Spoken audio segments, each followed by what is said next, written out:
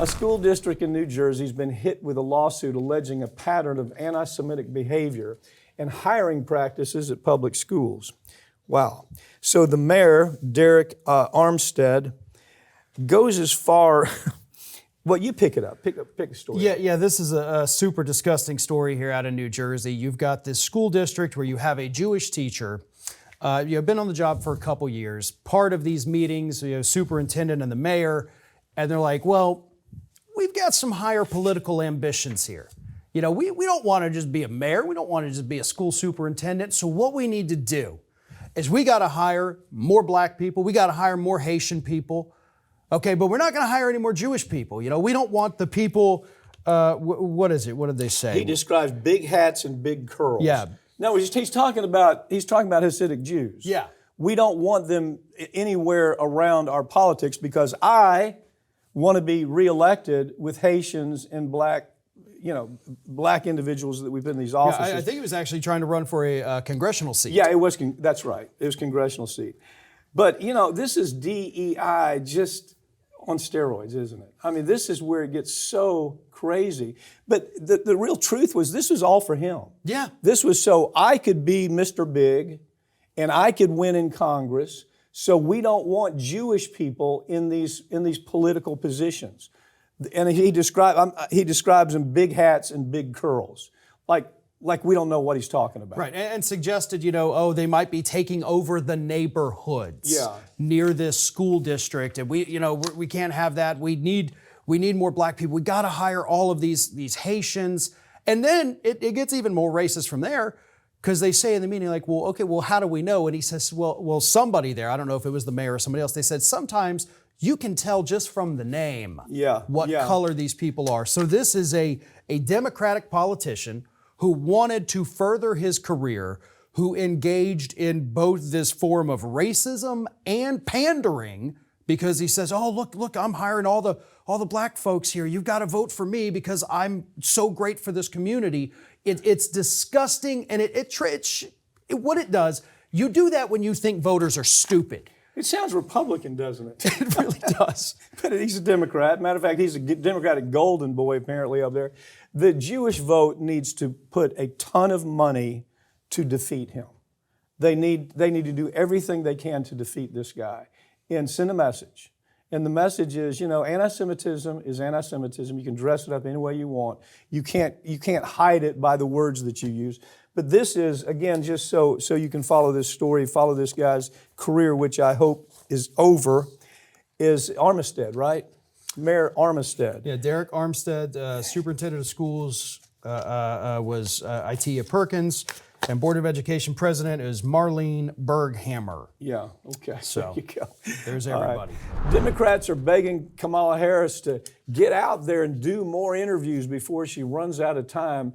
The public needs to hear directly from her, and her strategy of avoiding the media is no longer working. I mean, it's a dog race, man. We have a dog race. And so the argument, one group of people in the Democratic Party is saying she's just not good in front of a camera. That when she's in front of a camera, word salad spews out. She doesn't sound intelligent. I mean, this is her own party. This is the division of her own party. The other part said, and that we ought to keep her out of the limelight.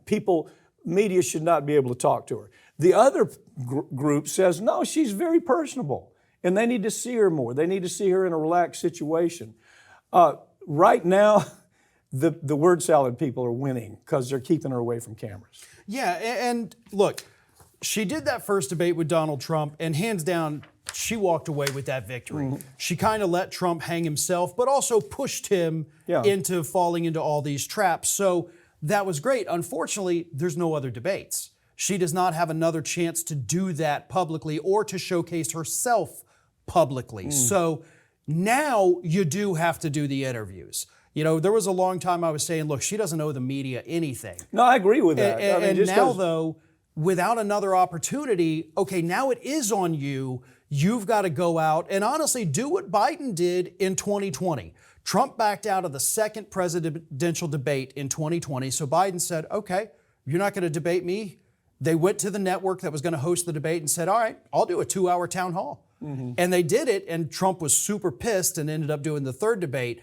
But Biden said, if you're not going to go on TV with me, I will do it myself, and I will showcase my talents. I will speak to people, and it worked exceptionally well for him. Will that work with her? If she did it, a 2-hour town hall. I do think she could do it. I do not think. I mean, especially when you look at just this word vomit that comes out of Donald Trump, the man is insane. I mean, just almost needs to be in the padded room. And it's getting worse. Yeah. It's getting worse. It's almost we've been following him for so many years. I mean, I think you're the Trump specialist.